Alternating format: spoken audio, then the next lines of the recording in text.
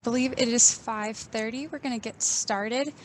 Good evening. My name is Jen Tamo, and I work as an analyst in the Office of Emergency Services for Nevada County, and we are so glad you're joining us this evening for a conversation with our local leadership focused on wildfire preparedness on the North San Juan Ridge. Tonight, we will also hear from Health and Human Services Director Ryan Groover for a quick COVID update, as we know this is top of mind for many. We are here this evening to answer your questions and listen to your concerns and ideas.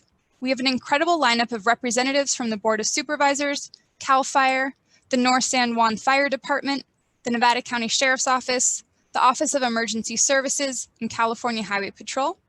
The meeting will be recorded and available on our website for folks who aren't able to join this evening.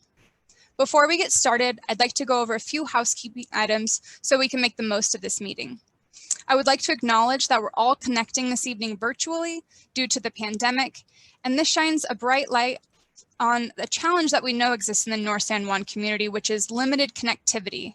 So tonight, community members are going to be joining by computer, by phone, by cell phone, and before we get started, I just want to go over a couple items. And if at any point we aren't able to answer your questions, please do feel free to reach out to the Office of Emergency Services. We will drop our phone number and our email in the chat right now. So it looks like most everyone is muted, but if you are not muted yet, can you please mute your mic? And you can do so in the lower left-hand corner of the screen is the mute icon. And if you just hover over that, you can turn off your hot mic. And also at the very top upper right-hand side of the screen is the camera and gallery view option. So if you want to focus just on whoever's speaking, you can click the speaker view, or you can also do gallery view where you get everybody who's on the call. And later on this evening, we're going to have an opportunity for questions and answers. And if you have a question, please indicate that you do so by raising your hand. And you can do so at the raise your hand icon at the bottom of the screen. For those of you who are calling in tonight, you can raise your hand by pressing *9. *9 will raise your hand and lower your hand. All right, without any further ado, I'd like to welcome Supervisor Hook. She's your supervisor for District 4. Oh, thank you, Jen, and thank you everyone for being here this evening, especially for you folks out there on the Ridge that are joining in today. This meeting is about you folks, and so we're really looking forward to your input. I do want to thank all the different agencies that are here tonight to help answer those questions. And let's get right with the program, because I'm sure there's going to be a lot of that. Should we do some self-introductions, or how do you folks want to do that? Or I could actually just run through those. Or Jen, did you want to? Yeah, so let's hear from Ryan Groover first, because he's going to be focused, he'll do a short presentation on COVID, and then we'll let him hop off the call and we'll focus on wildfire for the remainder. That's perfect. Thanks, Jen. Ryan, thanks for being here this evening. Yeah, thank you, supervisors. Thank you so much for having me here tonight. I will try to keep this short and sweet so that you can get to the main topic of the night. But I know that with all the recent changes, COVID is something that's on folks' minds. So I wanted to give a brief update on where we are, and then I'm available for any questions that you all might have. So I am going to attempt to share my screen. So please bear with me as I get the technology going here. And Jen, it says that it's disabled, that you've disabled participant screen sharing. So let's try now. Are you able to share now? Now I can share my screen. Thank you so much. Beautiful. Thank you. All right. So I'm Ryan Groover. I'm your county's Health and Human Services Director. I have met some of you, but certainly not all of you. Just by way of COVID update, so first of all, I have up on the screen a screenshot of our county dashboard that shows the latest COVID-19 statistics, with the most recent update being today at 2 o'clock. So if you're not familiar with this, it's a great resource for understanding what's currently going on in our community. It's at mynevadacounty.com/coronavirus. So as of our 2 o'clock update today, we were at 948 confirmed cases in Nevada County. A couple other numbers that I would like to draw your attention to on this page are the active cases that we have in Nevada County. So we're currently at 201 active cases. Public health originally estimated they could handle around 45 cases. They ramped up significantly to be able to handle more cases, 201. They're keeping a lid on it, but it's definitely at the edge of what they can handle. And I want to call that out because there's often an expectation that if you're a close contact of somebody who has COVID-19, public health is going to reach out. They are doing that, but they do have to, with a caseload this size, they have to prioritize. And that means they call people who are in vulnerable settings, like an old folks home or some other kind of vulnerable population first, and then they will reach out eventually. I also wanted to call attention to the hospitalizations. This is something that has ticked up in recent days. So we've bounced around between 0 and 5 hospitalizations. Yesterday, we went from 4 to 8 hospitalizations. So this is something we keep a close eye on. If you look at the statewide and regional numbers, there are significant increases in Nevada County. We benefit from being able to have our hospitals send people for higher level of care in regional hospitals. And so we not only watch our numbers, but the numbers regionally, because if we lose the ability to transfer people down the hill to other hospitals, that's a significant impact, because we do have definitely more sick COVID patients than our numbers imply, because it doesn't account for people that have been sent to, let's say, Mercy San Juan for a higher level of care. And then finally, the deaths. So that's definitely what we try to avoid. And one of the key ways we do that is by trying to keep it out of vulnerable populations in congregate settings, again, like a skilled nursing facility or something like that. That's where we've seen the bulk of our deaths. But as we see an uptick in cases and hospitalizations, that's something that we're absolutely trying to avoid at this point. So just a brief look at kind of the recent history of our COVID cases that's leading to so much of what's going on right now. So this gives you a snapshot of what's happened with our daily cases since October 1st. This is when we report them on our dashboard. And so you'll see there are gaps through the weekends, and then you get caught up from the weekends on Mondays. So you can see a pretty drastic uptick in the cases that we've had since the beginning of October, when we were at a very low level of COVID in our community, to now where we're getting quite a few cases. You'll see that the update that happened today included 15 cases. I just wanted to call that out because we do update that once a day, but we continue to get cases in fits and spurts, and it seems like the actual number of cases we will have gotten before the end of the day is 40. I was looking at that number because it looked like we were trending down a little bit, but we're closer to adding around 40 cases today by the close of business. Wanted to briefly talk about the tiered framework that the state instituted. I think it was 11 or 12 weeks ago now. So they, in response to county feedback that counties that didn't have as much COVID should be able to have more openness in their business sectors, the state instituted a tiered framework that's color-coded, with purple being the most restrictive widespread tier and yellow being the least restrictive minimal tier. That tier has 2 main criteria that guide where a county falls within the framework in terms of sectoral openness or business openness. And those are the case rate, that's the number of cases per day per 100,000 people in your community, and then the positivity rate, which is the percentage of your cases that are, the percentage of tests that are being conducted that end up with a positive result. So I wanted to bring this up because I wanted to mention, like, right now we were, as of Monday, we were placed back in the purple tier, the widespread tier. To move to red, we would have to get our case rate down below 7 per 100,000 per day. And our positivity rate down below 8%. We're there in terms of the positivity rate, at least we were as of the Monday update. With the case rate, we were around 14 per day per 100,000, which is about double what we would need to have in order to move back down to red. The normal operation of the framework would have us stay in the tier that we're in for 3 weeks, and then if we can meet the criteria for 2 weeks consecutively, so the last 2 weeks of that 3 weeks, we could then advance tiers. And then when going backwards, as we saw happen on Monday, they can accelerate things and we can jump tiers if our conditions are worsening rapidly. So the state on Monday instituted the emergency break, what they've called the emergency break. I say Tuesday here, but it actually occurred on Monday, and it wasn't just Nevada County. A number of counties moved backwards, and I'll show that in a second. But then the most recent update is today, the state basically issued a curfew. The governor had mentioned that on Monday, Sunday. A lot of the headlines are around a new stay-at-home order. It's not a stay-at-home order in the sense of what we saw in the beginning of this.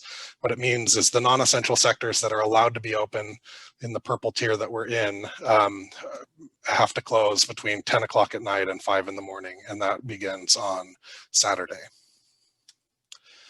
So again, back to that emergency break. So if you look at these maps, this represents Sunday, the day before the state made the change, and Monday, after they made the change, there were around 12, I think, if you count up all the purple counties, 12 counties in the most restrictive tier on Saturday, and on Monday, 41 counties in the most restrictive tier. So, so certainly this is a big uptick that we're seeing, not just in Nevada County, but throughout the state. Just briefly in terms of what that means for businesses. So when we were in the orange tier, many sectors could operate at significant capacity. So just you can take a look at what's on the screen. I'm not going to read through all of that, but just as an example, restaurants could operate at 50% capacity. Then if you jump over to the purple tier, which I've highlighted in red, a lot of things go to outdoor only. Shopping centers go down to 25%. Outdoor only is obviously very problematic for our businesses in a time when the weather is as bad as it is. And so I think it behooves us all to get back to a less restrictive tier as soon as possible. I did want to call out, though, that shopping centers are not closed because of us being in purple. I know that's a big concern heading into the holiday season for a lot of our retailers. 25% capacity is still significant capacity. And so I would encourage you to shop local. Don't drive down to the Galleria. 25% of capacity at the Galleria is still a lot of people in there packed together. So keep it local, and shopping is still available in the purple tier. And that about does it. I threw up on here an email address where you can send in questions and inquiries, the COVID-19 recovery email address at the county. And then I'm available for a little while if you have any questions.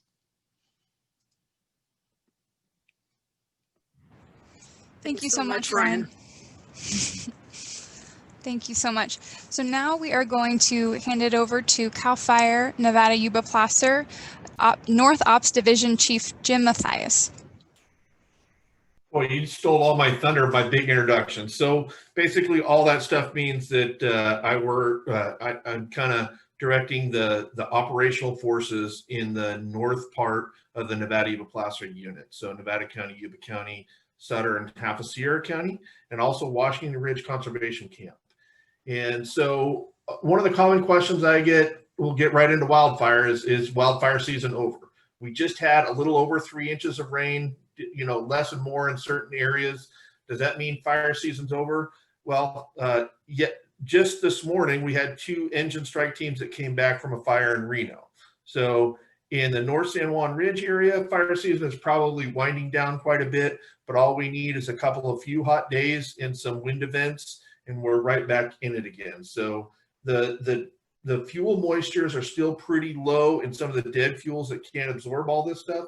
So no, we're not completely out of the woods, but we told you earlier in the year that we wanted to reduce the amount of fuel out there, and we wanted you to take some personal responsibility around your homes. A lot of people have done that, so we needed to open up one of those tools, and that's open burning. So there's normally a little period of about a month where you're required to have burn permits and only 4-foot piles.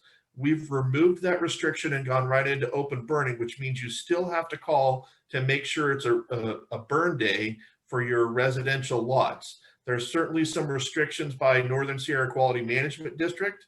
First and foremost, call and make sure it's a burn day. After that, you're still responsible for your piles, so please do it carefully and just watch the weather. We'll work with our partners to make sure that they know that if the fire danger jumps up, we'll call and request that it's a no burn day due to fire danger. But other than that, it's turned over to Northern Sierra to monitor the air quality and make sure that all that stuff is controlled for them.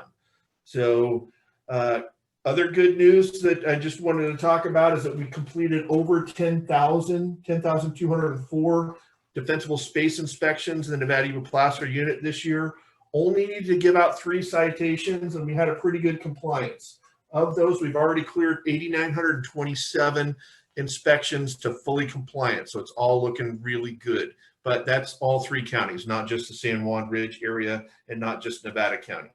Totals for wildfire in the North State were up 1 million acres.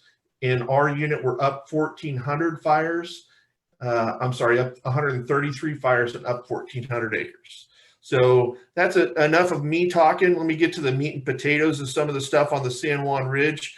I'll turn it over to my battalion chief up there, Landon Hack, who's your battalion chief for CAL FIRE up there and is intimately familiar with all of those projects to reduce fuels. And also Mary Eldridge, our public information officer, is on the call as well. So if you have questions for either one of them when we get to the questions. So Landon Hack, go ahead and take it away. All right, good evening, everybody. Like Chief Matthias said, my name is Landon Hack. I'm Battalion 2314, and I have Smartsville, and that's with an S, and Columbia Hill. Those are the 2 stations. And basically, my battalion runs that ridge all the way up from Bridgeport all the way up to Malakoff, and a little bit of terrain on both sides of that. So I'm going to speak. I think I know what everybody's looking for here, so I'm going to give kind of a quick synopsis of where we're at, coming kind of out of fire season and moving into more of our project era, if you will, for our wintertime assignments for our folks. So that being said, in the fire plan, I know a lot of people have seen the concept of the South Yuba Rim fuel break. That is a landscape scale fuel break concept that basically runs from Bridgeport all the way up to Malakoff along the ridge line overlooking the South Yuba. And it's comprised of several smaller projects, and the idea with that was giving a land scale or a landscape scale size picture of a fuel break, but then also identifying lots of smaller projects within that that would hopefully make it easier for some other entities outside of just CAL FIRE to get involved in and take part in and still be putting together the bits and pieces of the larger picture. So one of those projects is a lot of people have heard and know. We do a lot of work on Reeder Ranch up there off of Highway 49. Right now we're on the west side of Highway 49 on Reeder property. That work in there right now is continuing. There'll be crew work, brushing and burning piles and cleaning up some of the work that they did earlier this year before fire season, so to speak. And that's also where we conducted our crew readiness drill for the hand crews. So they'll be cleaning up some of that stuff. A larger picture of that we're starting to move forward with. I was actually just working with one of our foresters today, is moving that into a full-scale VMP. We're looking to include some other surrounding properties in that. And when I say VMP, that means for us being able to go in and more broad scale fuel treatment. So we'll be looking at being able to do everything from masticating to broadcast burning, and everything in between, with the exception of chemical treatment. So we're starting to get back online with that. That's the next phase of what we're moving into there. The next piece, once the Reeder Ranch gets kind of off the ground, we get the environmental documents and we get that VMP package and start implementing some of that. The next step that I'm going to be looking at on our side is what we're calling the Montezuma fuel break. And that's also going to be a VMP and basically the east side of 49 up to Montezuma, up towards Jackass Flat, up that way. We're also working, I was approached a couple times through the summer with state parks at Malakoff. They're going to be pretty aggressive in going after some funding to do some fuel reduction work there. With the assistance from us, they will also be looking at doing some, hopefully, pretty large scale broadcast burning inside the park boundaries there, with the intent of not only overall fuel reduction, but being able to better protect and preserve the town site down in Malakoff itself. And then other things going on there, continuing to work with Chris Friedel with the Yuba Watershed Institute. Actually, I just spoke to him today, and trying to get some things back in motion up there on the Montezuma fuel break and clearing the road systems in along Jackass Flat in that area up there. And then we kind of have a continuing side project with BLM when they're available. I'm sure everybody that's up there in that area has seen the, I'm going to go with hundreds of piles along Lake City Road. And any opportunity we have to work with them, we're going to be assisting them and making those go away by doing some burning there. That's about it, what I got right now. Both the stations in my battalion are still staffed. We currently, both engines are staffed at Columbia Hill up in North San Juan on the ridge up there, and they will be until the 23rd. And then it will be just one engine staff there until further notice. So that's what I got. Thank you so much, Chief Hack. Really appreciate it. Now we'll turn it over to North San Juan Fire Department Chief Browning. Well, good evening, and thank you very much. My name is Tom Browning. I am a lifelong resident of Nevada County and the North San Juan area. My family moved here in 1866, and so I'm a sixth generation myself. My son and his family live here with my grandkids, makes 8 generations living in the North San Juan area. So we're kind of excited about that. But what that means is, you know, I've seen a lot of fire here. I saw the fire in the 60s that burned from Tyler Foot Road through North San Juan. The fire in 71 that burnt, there were about 4 major fires around this community and burned a lot. And of course, in 88, we had the 49er fire. And most recently, we had the Tyler fire and then the Pleasant fire. And I think what's different today than what the fires we saw in the 60s and the early 70s is the amount of people that live out in the urban interface out there. And a lot of people chose this area so that they could be away from the city life, be back in where they're not bothered by neighbors.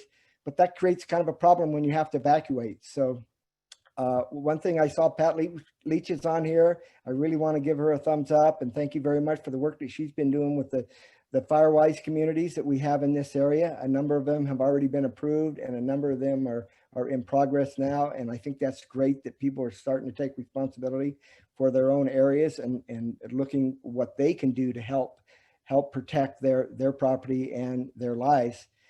You know, when you think about evacuation routes and how you're going to get out here, you know the area, but what happens most of the time is you drive the same road every single day. Sometimes you need to drive a different way from your house. And where are you going to go if that road's closed? And it's really your responsibility to get out there and kind of be familiar with your surroundings and where those roads will lead you.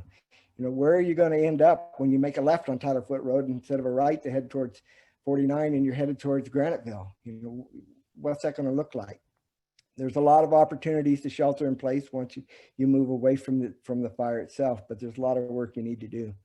I just want to talk a little bit about, I'm also on a federal incident management team. I'm an operations section chief, and I was quite busy this year, as was, I know, Chief Hack on the state team that he's on. But Landon and I were both on the Loyalton fire, and it was a large fire burning in primarily in Sierra and Plumas and Lassen counties. But an evacuation order went out, and some of the folks that were given a mandatory evacuation chose not to leave. And the primary reason was they couldn't really see the fire too much from where they lived because it was on the backside of the hill. Well, that evening, a cell came through and pushed that fire downhill, moving at a rapid rate of spread to where we had to pull fire engines out, professional firefighters out, and do what we call flame front following and go back in after the flame front went through. But when we moved, we found that these folks were still in their homes. So our firefighters couldn't fight fire. They were going door to door, advising folks that they needed to leave. And when I talked with the Lassen County Sheriff's Department, they said, well, we've already given them notice. So, if they want to stay, they can stay. And then I had to explain again, but you don't understand. Our firefighters can't fight fire because they're knocking on doors. And then they send some more deputies out. Now, it's a long drive to get to Killchute from Susanville. So it took some time there. And I know Landon's folks were working real hard trying to protect lives and property in there. So you got to be diligent when someone asks you to evacuate and make sure that you understand the dynamics of the fire and how fast it can change. So I'm glad you folks tuned in. I'll be here if you have any questions, and you can certainly get a hold of the, and Sheriff Moon thought I was older than everyone else here. But so this is my 46th fire season. So I have been doing it for a couple of days, and I still enjoy it. So thank you very much. Thank you so much, Chief Browning. Now we'll turn it over to Sheriff Moon.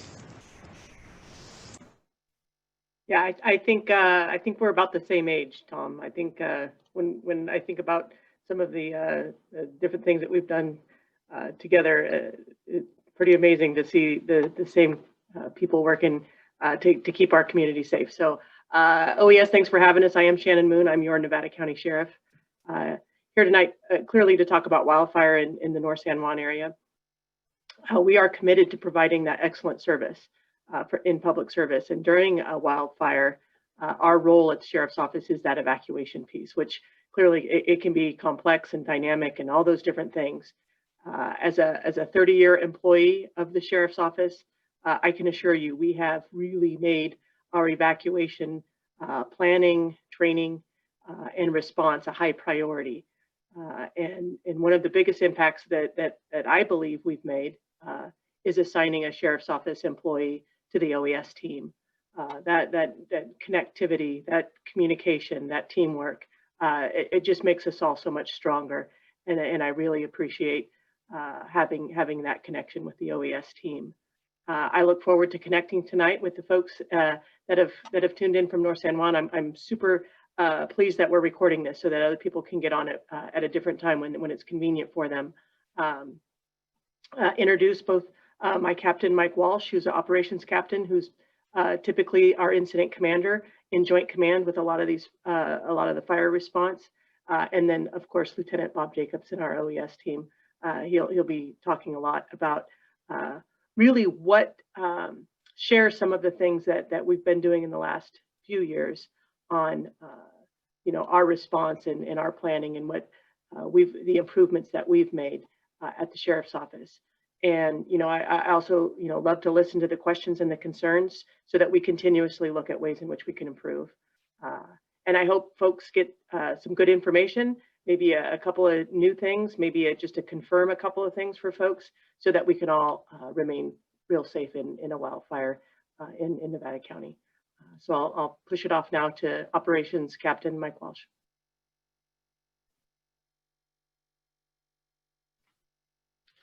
Thank you, Sheriff.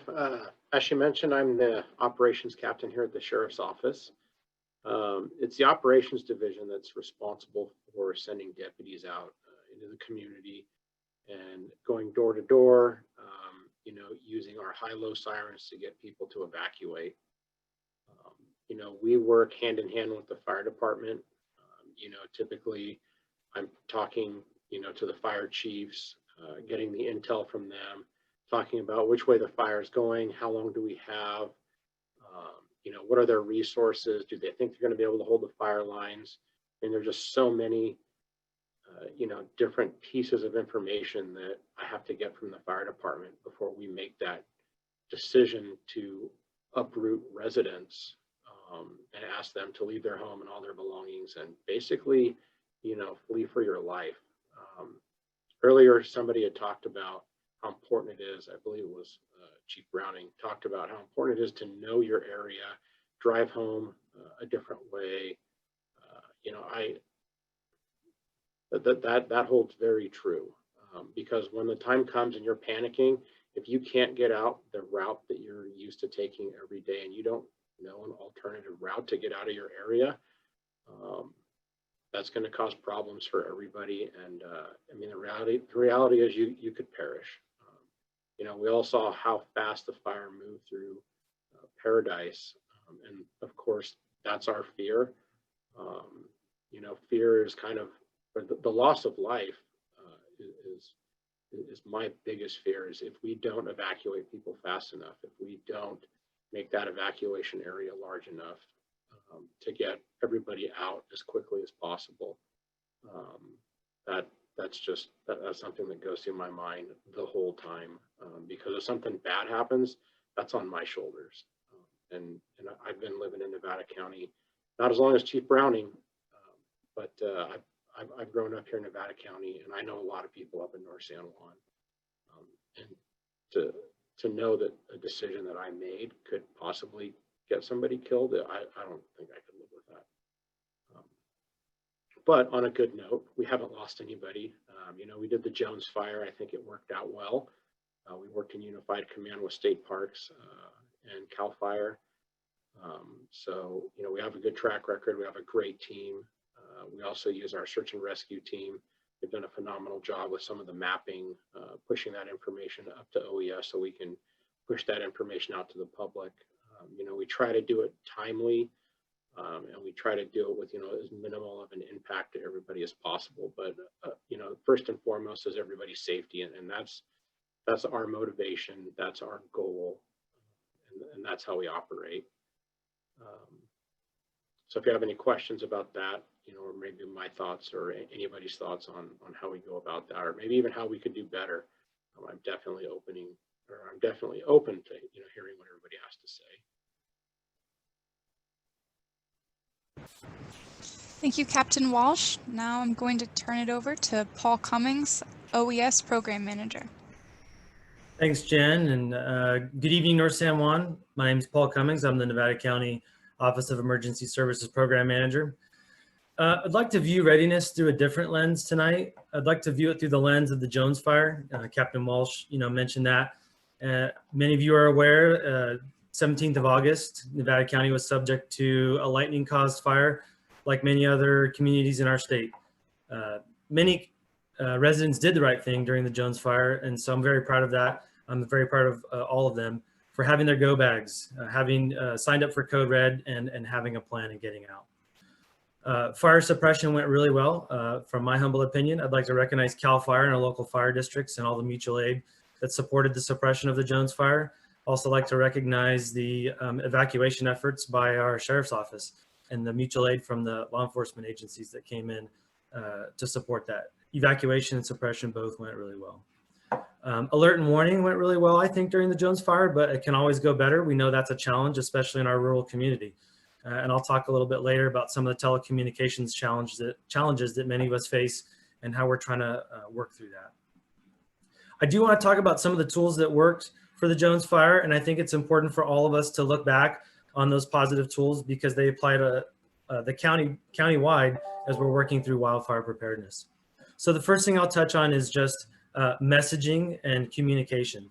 So our public information officers from CAL FIRE, local fire districts, the sheriff's office, OES, and our local media did an excellent job getting information out to the public through KVMR, KNCO, UBNet. They were all engaged, they were all working together, and they were doing everything they could to push information through that medium. We had really great support from 211, answering calls, taking the load off of 911, residents' concerns or questions about where the fire was, what services that could be provided to them, and just answering their general concerns and questions. Red Cross did a really great job. Red Cross came in immediately, very early in the morning, and helped set up temporary evacuation points that provided a temporary place to stay for residents who'd been evacuated, offering them a cup of coffee and in some cases lodging if it was required. I'd also like to recognize our local schools for their partnership, standing up some of these shelters in our community for that first week of the Jones fire.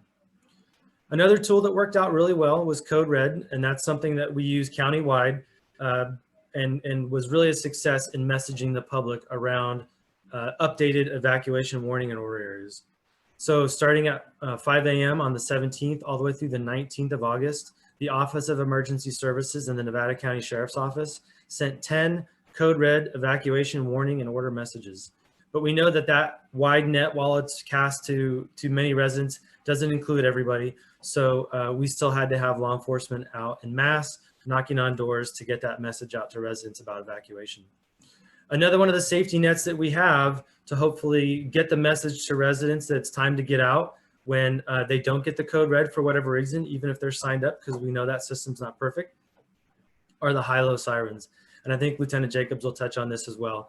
But we know a lot of residents told us that they didn't get a code red, that they were, even though they were signed up because of connectivity issues with the power outages and things that were going on, but they did hear the high-low.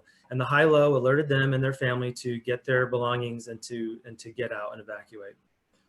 The evacuation tag program was successful. It was a new program rolled out by the Sheriff's Department, but the residents that used that evacuation tag expedited our first responder evacuations. And so what that allowed our law enforcement to do is that when they saw that tag, they could proceed on to the next house because that resident was able to passively communicate that they've safely made it out, and that sped up the notification process for the door-to-door evacuations. I'd also like to highlight a new tool, the Ready Nevada County dashboard, that really saw a lot of use during the Jones fire. And again, we know that this tool is dependent on connectivity, but it is another means of communication if you can get to it. And it communicated a map with the evacuation order and warning areas. It had code red messages on there that you could read or listen to. And so that's a tool that we plan to continue to use to message the public around ongoing threats or events that come up. And then defensible space and then planning by Firewise communities saved homes and slowed the spread of fire. Many residents have been doing their part to reduce the fuel load on their property, and we really appreciate that. Moving forward, our office is engaging telecoms that serve Nevada County. So AT&T, Verizon, Comcast, and Frontier, making sure that they understand their role around keeping these lifeline communications up and running. I've said this a couple times already today that, you know, one cell phone tower goes down in Sacramento, it's not the same as a cell phone tower going down in Nevada City or North San Juan, because many residents are relying on one form of communication in some ways. Senate Bill 431 is going to be hopefully passed soon, and so we're trying to hold these telecoms accountable for the requirement in 431, which requires them to have 72 hours of backup power.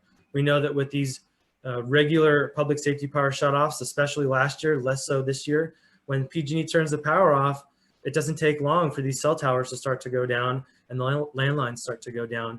And so we are reminding these telecoms that they do have an obligation to keep those services up so that we can get the message out to our public if there's a widespread event.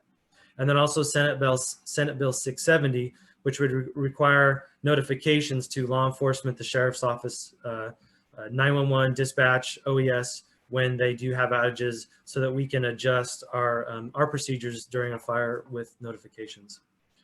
So we know there's more work to be done. We're eager to hear your community's concerns as they relate to readiness and take your questions. Thank you. Thank you, Paul. Now I'd like to introduce Lieutenant Bob Jacobs. Great, thank you. Appreciate that.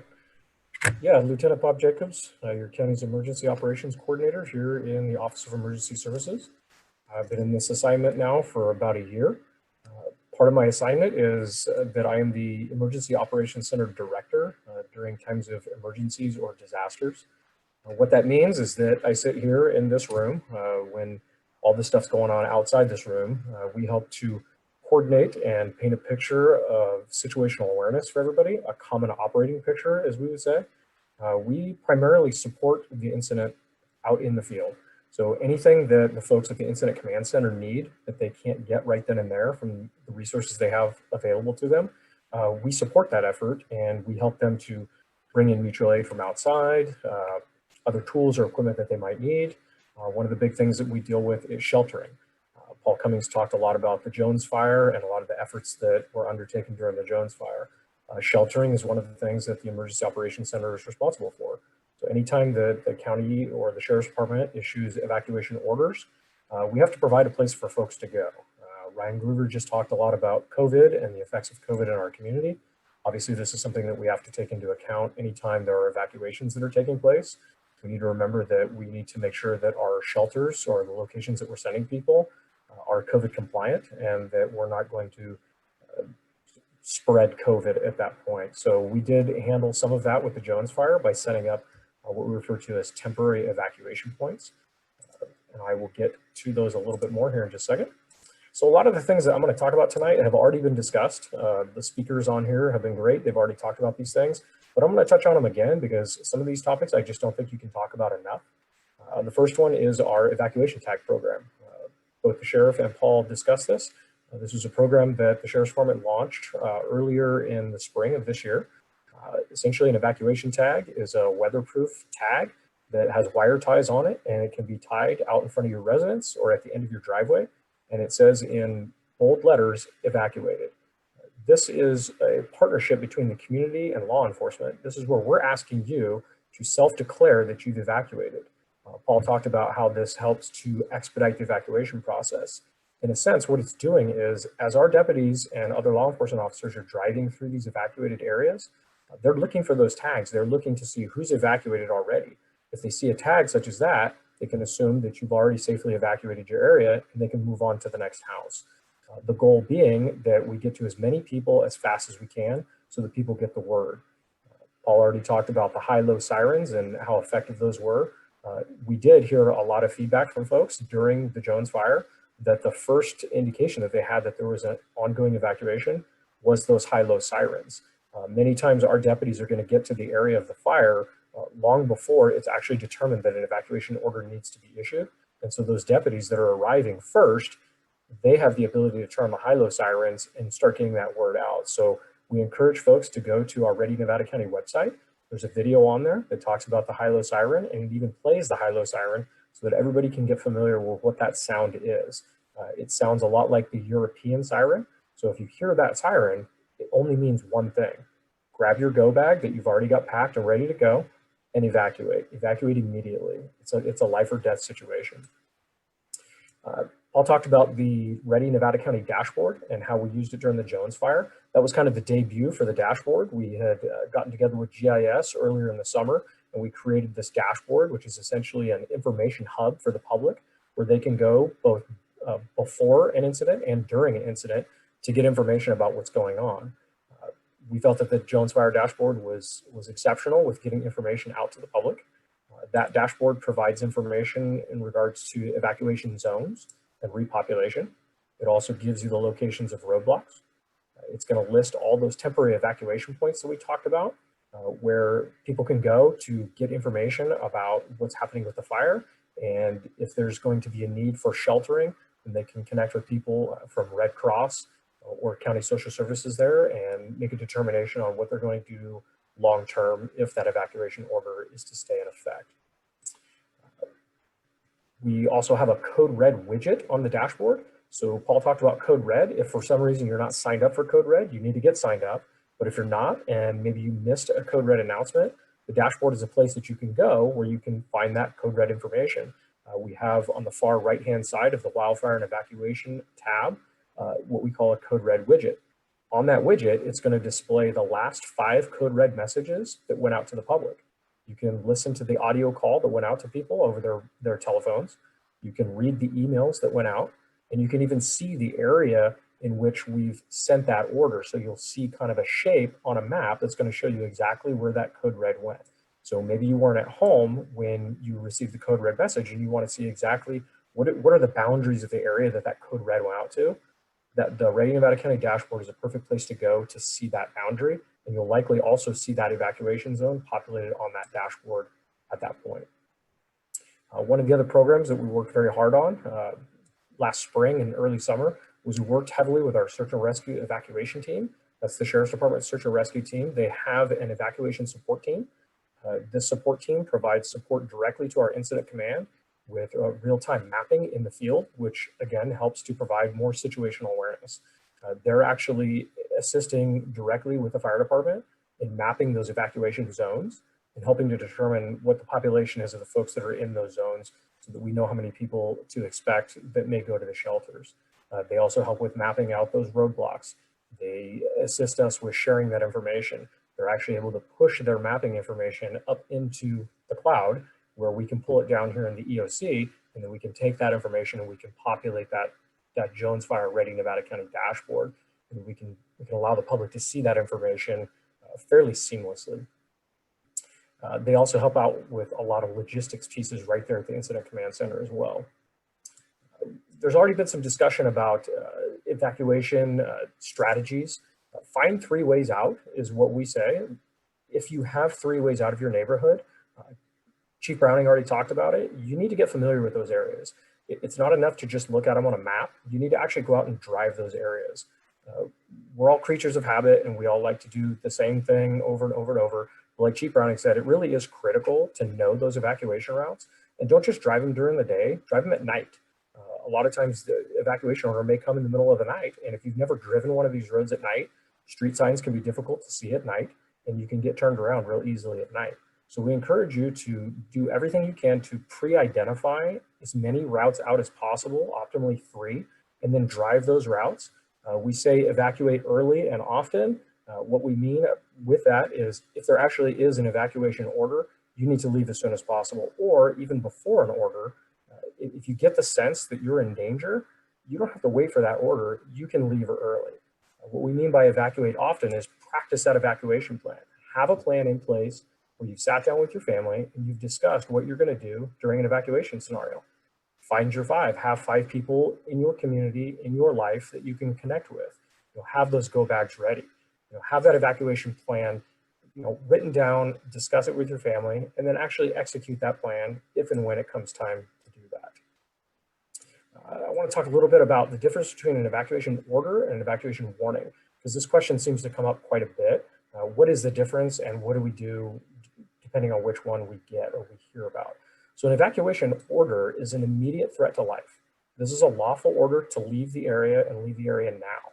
It means that we're going to be closing that area off to the public. An evacuation warning is something that we put out that tells everybody that there's a potential threat to life and/or property, and those who require additional time to evacuate, those folks that have pets, livestock, maybe you have access and functional needs, should really consider maybe leaving early. But we wanted to get the message out to folks ahead of time so that we don't just hit them with an evacuation order, but we give them time to prepare, maybe pack their vehicles, make those calls to your find your 5, contact people and let them know, hey, I'm in an evacuation warning area. Maybe start making alternative plans to leave the area in the event that an actual evacuation order comes. And like Chief Browning said, nothing is worth your life. If you're under an evacuation order, technically, legally, we cannot throw you out of your home, but it's the prudent thing to do. You should heed that warning and leave immediately. Grab your go bag, hang up your evacuation tag, and head to one of those temporary evacuation points where you can get some more information about what's going on. Check that Nevada County, Ready Nevada County dashboard for those up-to-date information. So I'm here tonight. If anybody has any further questions, just let me know.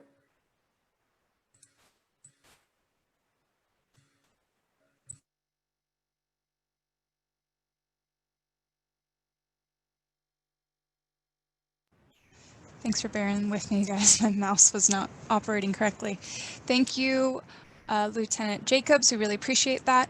Now I'd like to welcome California Highway Patrol Officer Steele. Good evening. Thank you for having me tonight. I'm filling in for Lieutenant Stephenson, who unfortunately couldn't make it tonight. He sends his apologies, but he sent the next best thing. One of the downsides of batting cleanup is that the batters before you tend to do the heavy lifting for you. So I plan to talk about evacuation routes and knowing your escape plans ahead of time and practicing your evacuation routes. But I'm going to hit it again. I'm going to try and get the same thing, just do it better than Lieutenant Jacobs. So we'll give it a shot. Some of the often questions that we get with the Highway Patrol is what does my evacuation route look like? How will I know where it's at? And the honest answer is there isn't a right answer. Every fire, every situation, every incident that we have is unique. Fires come from different directions. They have wind behaviors. They have patterns that you often can't predict on the fly. So your evacuation route is going to depend on that fire's activity. And we can't anticipate that until we see what it's doing. So the only suggestion that we have is, you know, how many ways are out of your house. If you're on a one-way in, one-way out, rent a tractor, cut another road, because you have to have some options.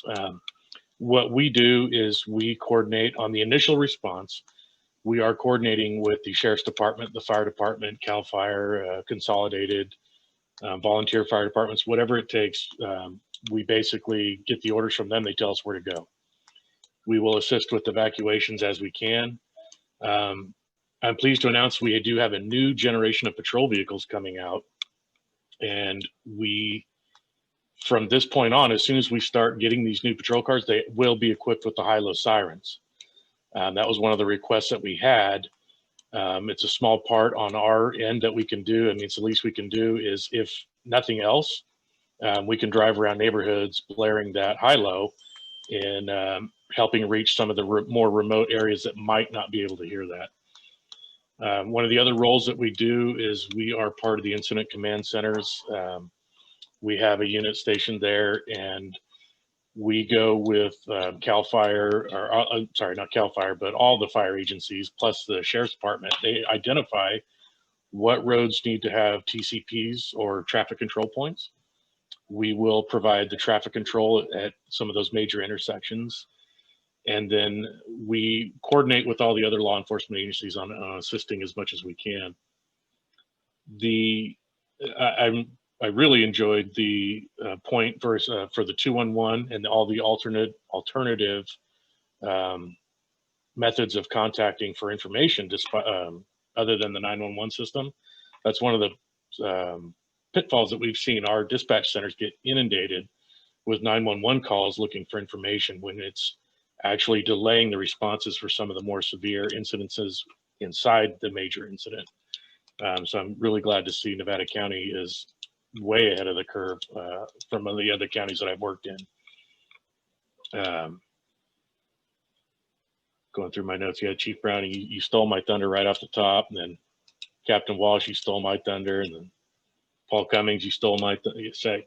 My notes, I'm just kind of going through, like, it's hard batting cleanup here, but if you guys have any other questions about what the Highway Patrol's role is in a fire, we are by no means the heroes that the fire department are when it comes to firefighting, but we do like to give the support that we can. Thank you so much, Officer Steele.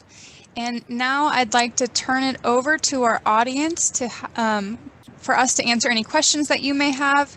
So if you have a question, please use the raise your hand icon and we will call on you.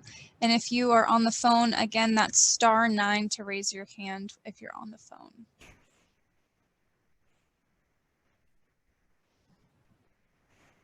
Hey, Jen, this is Supervisor Hook. While we're waiting for folks to start raising their hands and get brave there with questions, one of the ones, well, first I want to say how important it is that we have all these agencies that work so well together. And so when we do have an emergency, we have a team in place, and that's very, very important. And the fact that they work together the way they do is incredibly unique to a lot of places in the state of California. So I think that's important. So one of the things that came to attention when we had a stakeholders meeting was about the lack they felt of information coming to the ridge. They felt cut off by the river and weren't getting the information they need. So we've talked about that. One of the things we did do was, with the help of Mary Eldridge from CAL FIRE last year, is we put up a sandwich board sign at the post office last year. Yeah. So when we had our meeting, we talked about how we could possibly extend that into some places that would be where people could get that information. And that little community is going to look for, we're going to pick some individuals that are willing to take that information and be able to update that post. Let's say they work, the fire is coming up the other side towards Nevada City again. So one of those things we want to do is make sure that you have that ability, especially we understand with the phone systems the way they were, which AT&T was much better up there than they were last year, which was great. They had their generator going. And I don't think a lot of you have Comcast on that side, because when PG&E's out, Comcast is out. And that's one thing that they're trying to work with. But Mary kind of helped us with that idea with those sandwich boards. And I know we're going to put that into place. And Paul, have you guys talked about that anymore? Did you want to talk about that? Yes, ma'am. I'll start the conversation. I'll let Jen Tamo provide the good background, but we have put in an order with the county to build more of those. And I think we're going to have 4 or 5 different locations. Jen Tamo's been working with Ms. Pat Leach to figure out the best locations and then finding the right, the right partners so that when we distribute this information, that information is then put up. We realize that that'll probably get us, that's a good short-term solution, but it's also going to be a snapshot in time once that information has been printed and posted. So we do have some ideas and thoughts and plans about maybe coming up with a more digital version that can be posted at locations and working the costs out. But there's hopefully a second phase to this as we grow this out. And I don't want to put Pat Leach on the spot, but we did discuss at her going to the board with the North San Juan Fire Protection District, and they did have a board meeting last night. I don't know if there are any updates. No updates right now. Okay. Well, we will stay tuned for updates regarding this notification system that we are building upon. CAL FIRE has a method that has been working, so we just want to grow that, increase the locations that we have these message board signs, and find trusted partners who can help us amplify the message that's coming out of the Emergency Operations Center. And I see Pat is raising her hand. Just wanted to let you know that we had to postpone our board meeting until December 1st. So it's still on the agenda. We will discuss it. Okay, perfect. Thank you. Wonderful. I am not seeing any hands raised at the moment. Chris. Hi, everybody. Chris Friedel, Yuba Watershed Institute. As a lot of you know, there in early October, there was an incident up at Cruise on Grade and Bear Trap Springs Road.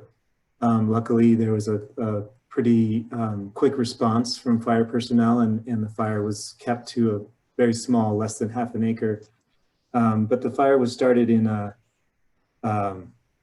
illegal campground on U.S. Forest Service land. My understanding of the situation is there's an abandoned bus and 3 abandoned vehicles and a group of people who've been living up there for a while.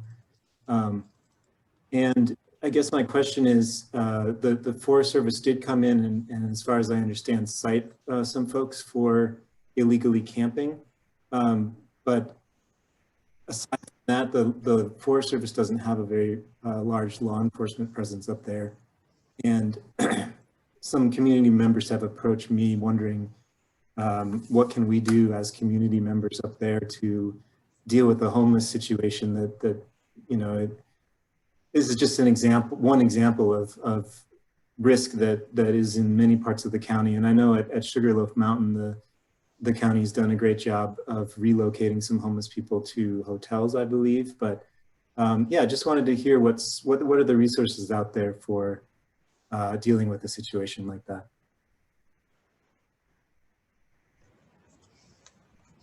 Do you want to take that one, Captain Walsh? Yeah, sure. So the Sheriff's Office, we're part of the county's home team. And even if those people you're talking about are on Forest Service land, I can send our sergeant that deals with the homeless issue, quality of life issues. I can send him up there with the home team, and they can try and provide services to those people.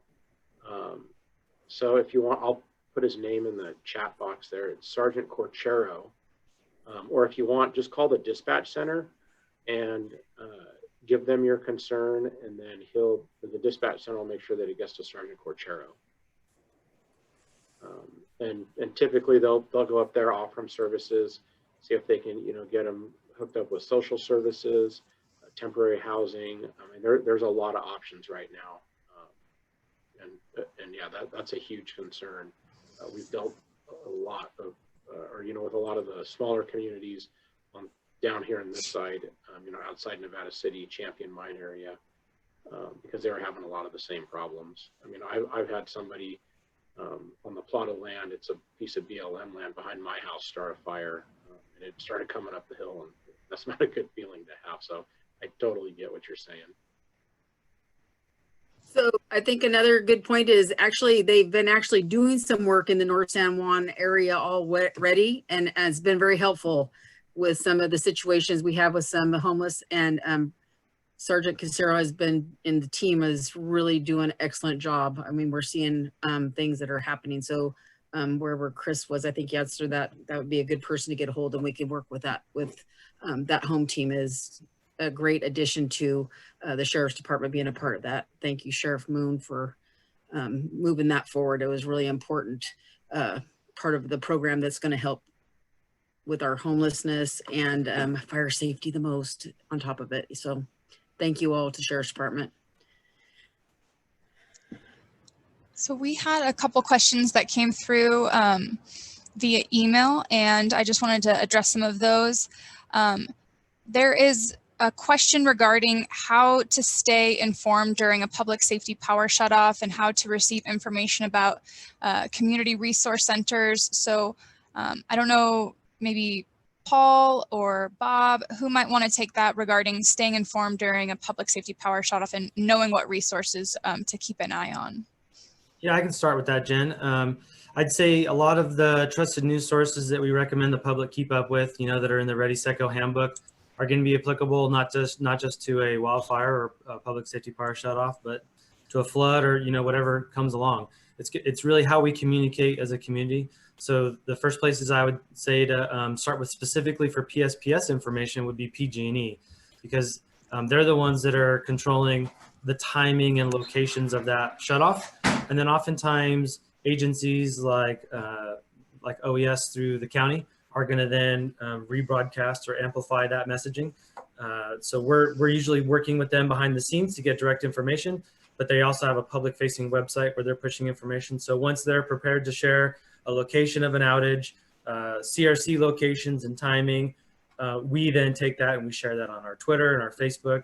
So if you can follow OES on Twitter and Facebook, and then sign up for Civic Plus alerts. You can also sign up with 211. 211 did a great job this season with a text push. So if you sign up with 211 for this PSPS PG&E information, our office has 211 embedded in the Emergency Operations Center, which we opened during a PSPS. And so we're giving up-to-date information that's been vetted to 211. We're also giving it to our media partners, but then 211 will push that out via text.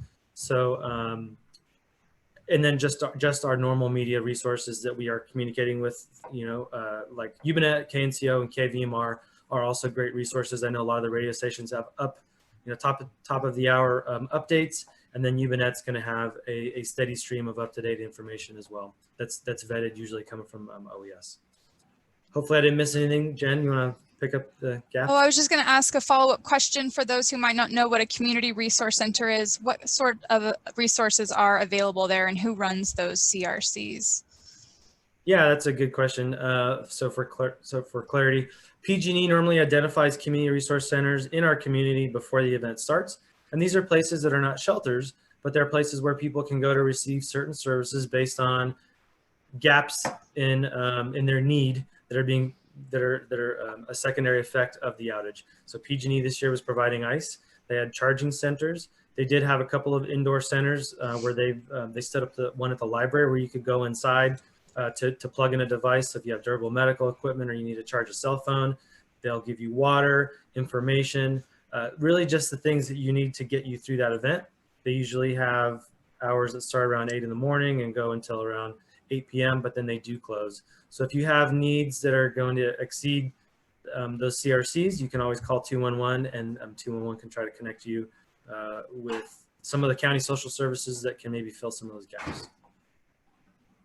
So Jen, just so everyone knows though, this year the PG&E did contract with the community center, and they did have resources set there. They put a generator there. They brought restrooms this year, provided water. So there was a place in North San Juan for the community members. So if you didn't know that, and that will continue to be a place, that contract is going to go on through the next PSPS timing. So yeah, thank you, Supervisor Hook. And I should probably clarify that while PG&E has many locations that they have used as CRCs, they don't always open up all of them. So usually PG&E is going to do an assessment of the outage, location, and then the amount of population affected. So because you've maybe some days gone to the Sierra College or the Elks Lodge in Nevada City or the community center in North San Juan, it doesn't mean that for every event those will be open. So again, just make sure that you tune in to trusted news sources we have here in the county.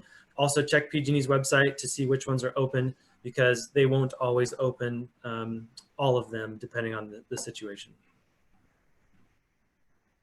Thank you. So Jen, how about another question? Because I think this was important. It's going to come from fire. A lot of people ask this.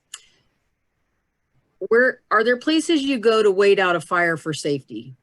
And they want to know, or how do you shelter in place safety? One, I say leave when you get evacuation notice, but would you mind one of you, the fire services, to address that and the importance of leaving when you were told to evacuate? But what if you can't? Okay, so Jim Mathias here from CAL FIRE. I'll start off, and if anybody wants to add more to it. I think you ended your statement with what our recommendation is for everybody. Be ready to leave often and early and listen to the warnings. I mean, we've heard stories. Tom Browning from North San Juan talked about Loyalton, and the fire service folks were diverted away from offensively putting out the fire to help evacuate people who just chose not to leave. We're always going to do that. We're always going to choose life over property, but it hinders the greater effort. So this isn't an easy answer and one that we like to dance around a little bit, but I'm going to speak as true as I can to it. First of all, be ready to leave, and if you can, please leave. And yeah, there are some places that the roadway is blocked and you just can't get out. What I would say is that your vehicle is more durable than you think.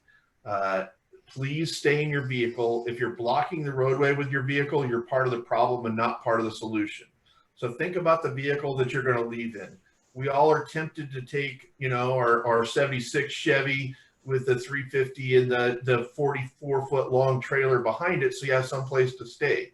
But roadways get narrowed and they get blocked with trees down power lines, rocks rolling off of hills, all those things. So you might want to take a durable vehicle, but you might also want to take a vehicle that's maneuverable. And there's got to be some compromise in there if you're leaving during an emergency.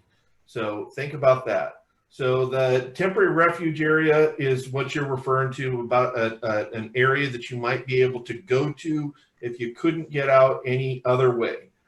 Once again, stay in your vehicle. Try to get out of with your vehicle, because your vehicle is the safest place for you to be, because you can move rapidly and get out of there.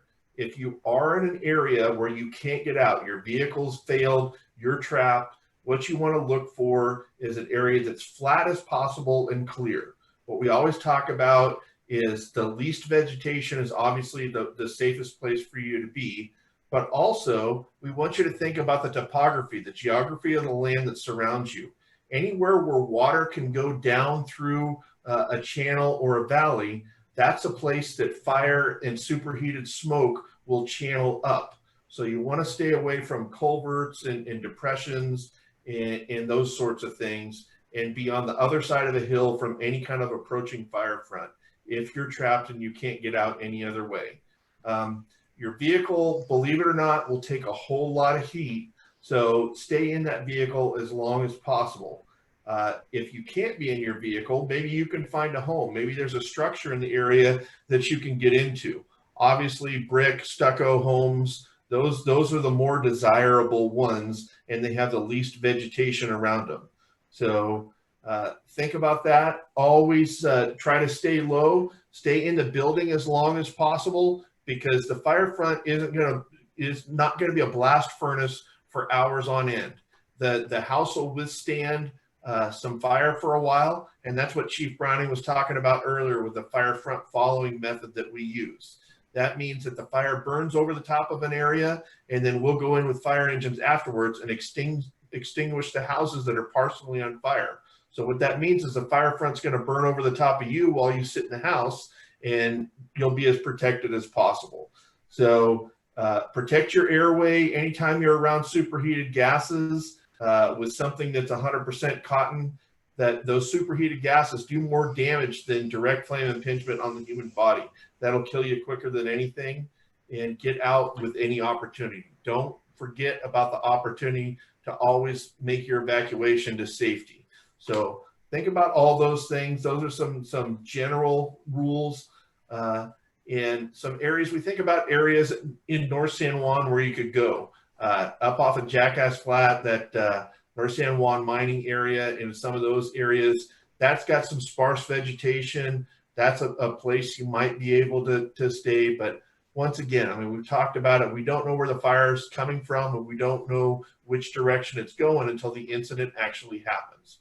But that's the best advice I can give you pre-fire.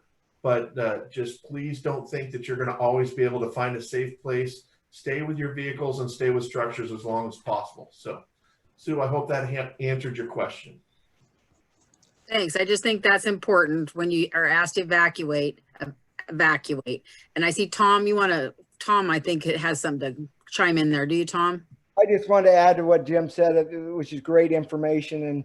And, you know, a lot of people, I think, have a false sense that their house is going to be safe and it's a safe area to stay in and they don't need to worry because of what the current fire condition is. But that can change rapidly. And you can Google what a safety zone is, and there's a lot of different versions out there. The one I like is the one that says 8 times the height of the continuous fuel is the radius that you need for a safety zone, plus the factor for wind, plus the factor for slope. So when we always have fires, it's always windy, and we don't have very much flat ground in Nevada County. So when you start looking at the vegetation around your home and how tall that is, and then start, you know, putting those factors in there, you can see you need a large area to safely withstand a fire. And, you know, a half acre is not going to do it in very many cases at all. So make sure that, you know, you use some good education when you think about that. The best thing is to leave. When we ask you to leave, it's because it's the right thing to do. You know, as firefighters, the other thing to think about is how many fire engines are going to be responding into your area when there's a large fire. In Nevada County, or in North San Juan, there's 2 at Columbia Hill, and you're going to get 1 right away out of North San Juan. Then the next engines are coming from Nevada City and Dobbins and Smartsville. So that drive time is going to take quite a while. So it's unrealistic to think that you're going to have a fire engine come to your house during the fire, because there's a lot of fire and not a lot of resources. So, you know, take that into consideration if you're thinking about staying in your property. Oh, thanks, Tom. Those are, I just appreciate that. I think those are really important. I think another key here, and we just should talk about is, and Pat Leach again and her crew up there working to do our fire safe communities. The Ridge is doing some exciting stuff as far as vegetation management goes. And hardening of your house is really important. You can have good vegetation cut away from your place, but if you hadn't hardened your homes with good vents so that you don't get the sparks or the embers burning into your attic and those kind of things, there's so many things you can do to harden your homes as well as to, but again, when they say evacuate, please get in your vehicle and leave. That's the key important factor when there's a fire. Because one thing, you're going to keep our firefighters safer.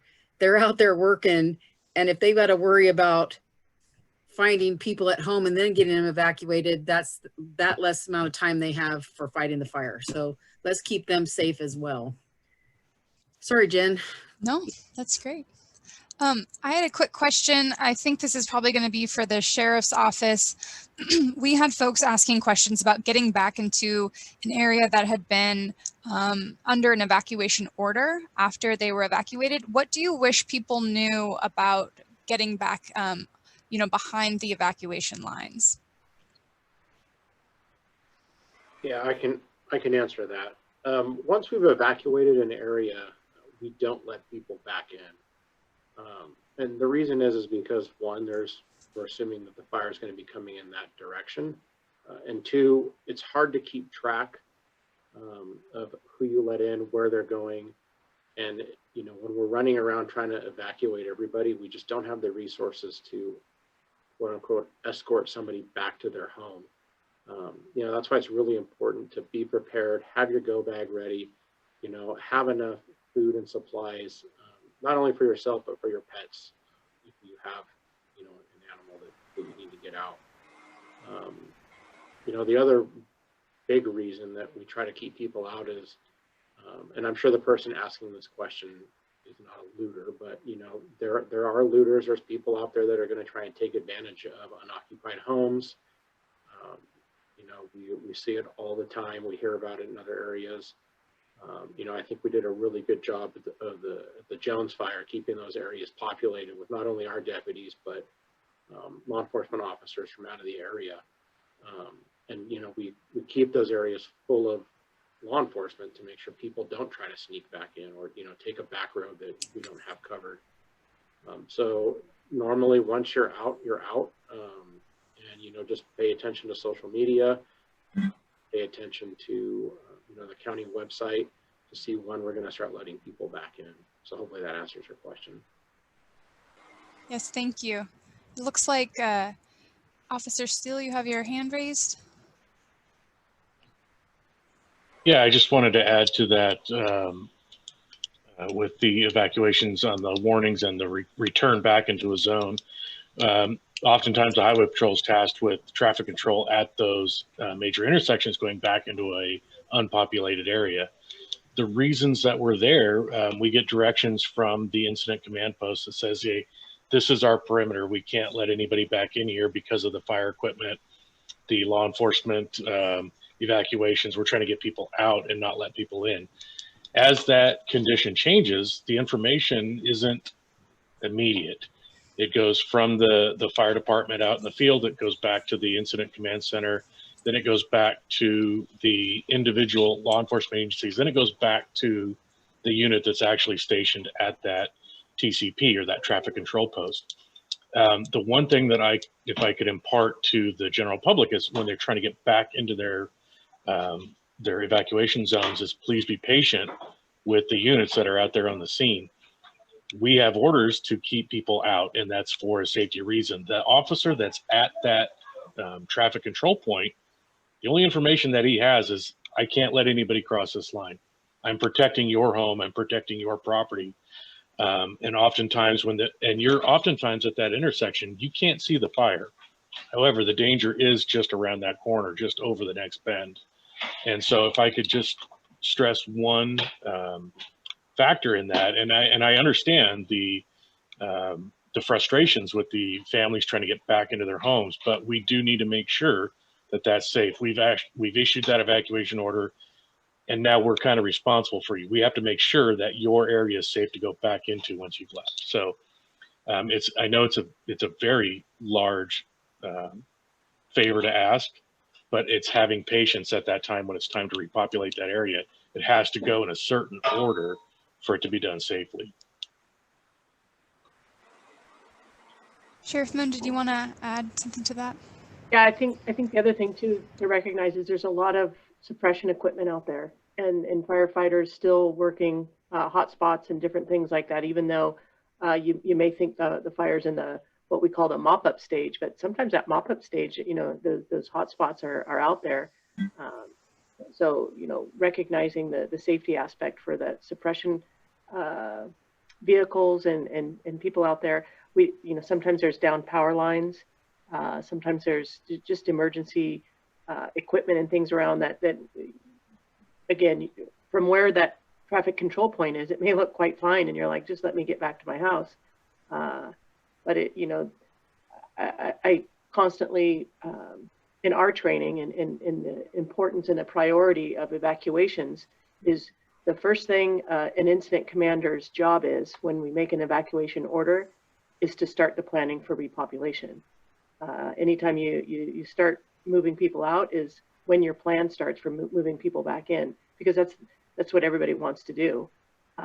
Clearly, I've personally been evacuated. It's the first thing you want to do is get back into your house and check on things and make sure that you know with the condition of your house and the status and everything. So we absolutely understand it.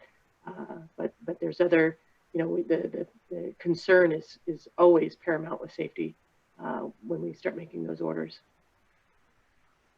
Thank you. Pat, looks like you have a question. I don't have a question at this time, but if I could bring up another topic that is highly concerning to our residents. And by the way, thank you all for being here. This is great, and we're going to make sure that the recording is provided to people in the weeks ahead. And the concern you hear often during the summertime, it's not only the cars parked on 49 Edwards and Burden crossings, but it's the number of people coming from out of the area that don't know how to act in a forest setting. And that's one reason why we are so pro Firewise communities on the ridge. I just want to give a shout out to Montezuma Ridge Firewise community. They spent over $100,000 this year on their Firewise community. So we've got 16, and you know that includes the little town of Washington only because we adopted them early on, and they're off and running on their own now. But if we could have a word from Highway Patrol, seeing what we can do at Highway 49 Bridge. Maybe you don't have the information tonight, but it is hugely concerning. For Edwards Crossing, we're working on the Lake City Grizzly neighborhood Firewise community, and we are looking for help in getting those burn piles taken care of. We'd really like to see that happen. And Burden area is surrounded by Outer Jackass Flats Firewise community and the Montezuma Ridge Firewise community.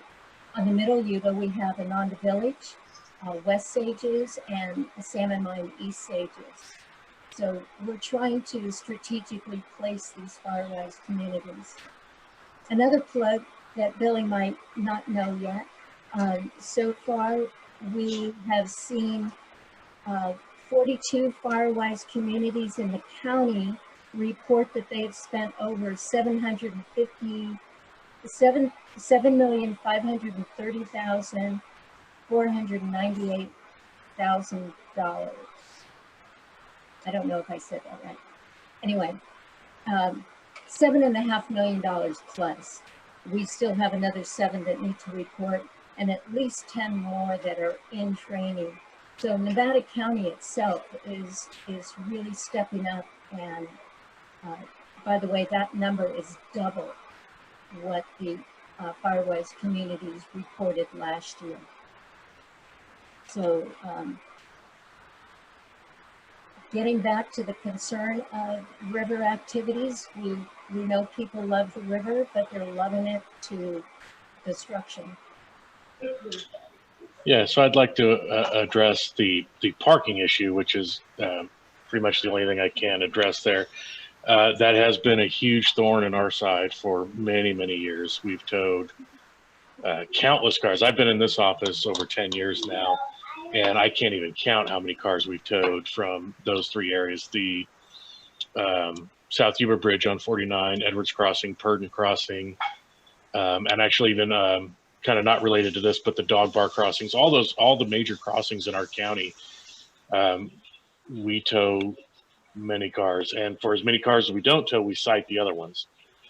The unfortunate thing is that it is a public resource, and we can't prevent people from coming. But what we can do is we can do enforcement action on the illegal parking and the improper parkings and the blocking the roads, and we can tow the cars as we see a hazard exist. I wish we could wave a magic wand and say locals only, but as a statewide entity, that is a state property, state land, we can't prevent citizens from enjoying some of the resources that we unfortunately have the best of. Yeah, and I myself am local. I've been here almost all my life, but it's very disheartening as a citizen to see that. It's also disheartening as a law enforcement officer to see that there's a limited amount that we can do. What we can do is we can cite the people that are there. We can tow the cars that are being unsafe. I think we towed 17 cars in one day this summer. We towed 13 cars another day. We towed in the years before, I remember 10 years ago, we towed, I don't even know, it was at least 10 cars. So the challenges that we face, especially with the increase in social media recognition of our area, it is an uphill battle at this point. Again, I can't prevent people from coming. I can't sit there and block the road and check IDs and let only the Nevada County residents swim here. Lord knows I wish I could. But with the resources that we have, we basically, we enforce the parking rules, we tow the cars, and I want to say Labor Day, we did a special enforcement that we had state parks, Fish and Game, Highway Patrol, Nevada County Sheriff's Department. I even managed to get a Grass Valley PD guy out there. And we did, well, I don't want to say unfortunately, it was a good day. There was not a lot of activity down at the river that day. It was a beautiful day. Parking was not an issue. And I don't know if it was because there was 17 cop cars down there and people were like, no, I'm going to turn around right here at Rock Creek. But we split our time between Rock Creek and, or I'm sorry, Purdon and Edwards Crossing. We utilized that time. We went down there with the full intentions of towing as many cars we can, citing as many cars we can just to get them out of the road. The upside of that, everybody was wonderful that day. We had no parking issues. We used that opportunity to walk amongst everybody out there and just educate on why we're there, why we can't have, yeah, I think there was, I counted 21 parking stalls down at Edwards. And I stress the importance of, if there's only 21 spots, we can only put 21 cars in there. It's a simple math problem. If you don't have a place to park, unfortunately, you're gonna have to find another swimming hole. We're trying to implement more programs like that where it's not so much enforcement, but it's more of education, that we actually get boots on the ground. We go down in the water, we start talking to people, educating them on why they're mucking up our resources and what they can do to help us eliminate that. There's thousands of miles of rivers in the state. Let's spread it out. Thank you, Officer Steele. And I did have one final question from, I believe, Mary with CAL FIRE. I do have a quick question. So the rains have come and people are thinking it's a good time to get rid of some of the hazardous vegetation on their property. What should people be thinking about, and how can they make sure to stay safe this winter? Thanks, Jen. I appreciate that. Mary Eldridge, Public Information Officer, CAL FIRE Nevada Yuba Placer Unit, and a Nevada County resident for over 12 years now. As Chief Matthias mentioned earlier, we are in open burning, which means you don't need a permit. It is a great time to do your defensible space work, but I know a lot of people are also in the habit of wanting to have a burn permit. And so you can get them online. In our chat, I will go ahead and give you the address. It's burnpermit.fire.ca.gov.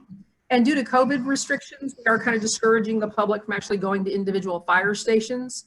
So if they can go online and they can get their burn permit, they are good for 1 year. You watch a short video and then you print off the actual burn permit. And what's great about that, even though we're in open burning and that you don't need it, but you're going to get the phone number that you need, because you always need to call air quality and make sure it's a burn day. Even if we are in open burning, whether you have a burn permit or not, you still need to call and make sure it's a burn day. And then it's time to work on that defensible space. We want that immediate 5 feet around your structure to have no vegetation in it if possible. And then if we can go out another 25 feet to that 30-foot zone that's lean, green, and mean, we want to keep it tight there. And then beyond that, if you've got the room to go out the other additional 70 feet, so you've got a total of 100 feet of defensible space around your structures, then that is what we're asking for. And for that garden park-like appearance, that's always the goal. And then we can move forward from there. And neighbors, that's the number one thing, is just my neighbor's not doing it. Well, it's a good way to meet your neighbors and maybe ask them if they needed to borrow some lawn equipment. Good place to start. Thank you so much, Mary. That's perfect. I think that's a really strong note to end on. I'm also going to drop a link in the chat. It'll take you straight to the Northern Sierra Air Quality Management District site, so you can see if it's a burn day. You can also, the number is there. You can give them a call before you do your burning. Just want to say thank you so much to everybody who tuned in tonight, and thank you to all of our panelists for making this such a great conversation. We really appreciate your time, and just want to say thank you so much. It's about 7 on the dot, so we are sticking to our timeline. Thank you so much, everybody. We will make this available on our website on YouTube. So we will be sending this out to the folks who registered today. And if you can help share this video with folks who couldn't make it, we'd really appreciate it. Thank you so much, everybody. Take care. Thanks, Jen. Good work.